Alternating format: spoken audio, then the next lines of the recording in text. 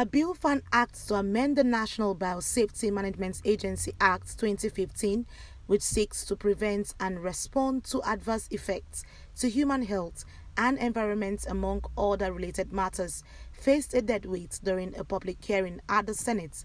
The controversial bill has been faced with a series of debates, with suggestions that the upper chamber dismiss the proposed bill and expand the scope of the agency to include evolving aspects of biotechnology instead.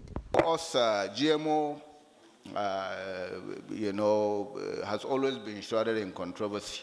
And essentially there are pros and cons. But when you are talking about general good, when you are talking about the preponderance of positives, then of course sometimes you have to take the good and the bad. If we look at what happened with COVID and the speed at which some of the strictest regulatory agencies in the world gave the go-ahead for the vaccine to be produced, it's not as if there were not a lot of unknowns. But certainly the evidence was that the positive of allowing the vaccines to be rolled out far impacted positively on the negatives. And we are here where we are today. You cannot rule out the fact that, yes, there may be commercial considerations in some of these GMO initiatives. Somebody might develop a seed that would only respond to a particular additive that he produces also, in which case, if you don't buy the two, you might be at a loss. But if we are looking at a situation where yields are even being doubled or tripled, then, this is why we have the two agencies we are talking about. We have regulation to protect consumers, to protect farmers, and to ensure that somebody does not take undue advantage of the situation that we have.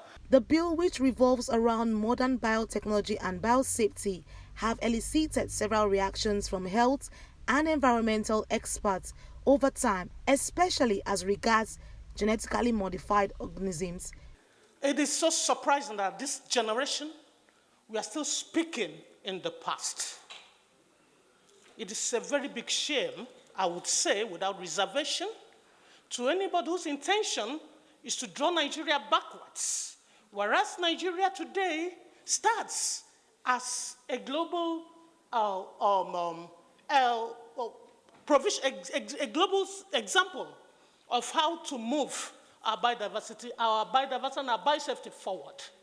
Please, I beg you all, I think what we should do to the National Nbma, National Biosafety Management Agency, is to give them, to strengthen their powers more on awareness, because I think that is lacking.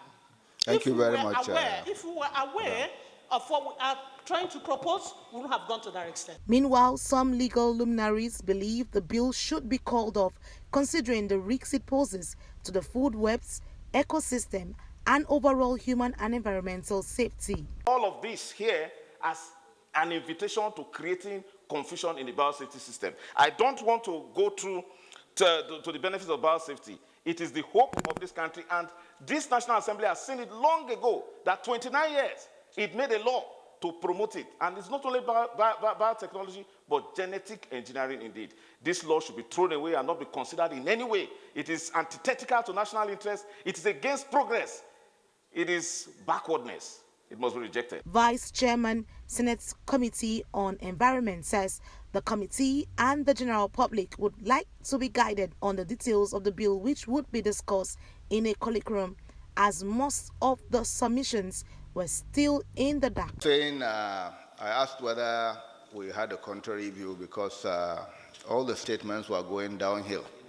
The clerk just told us now that yes, there is a view that runs contrary to what has been said, but the holder of that view wants to present it to us in confidence. And for me, a public hearing is just that.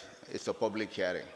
And if we accept anything that will not be presented to the public, then we are not doing justice to the people that have wasted their time to come here and make their own statement. This is a science-based issue.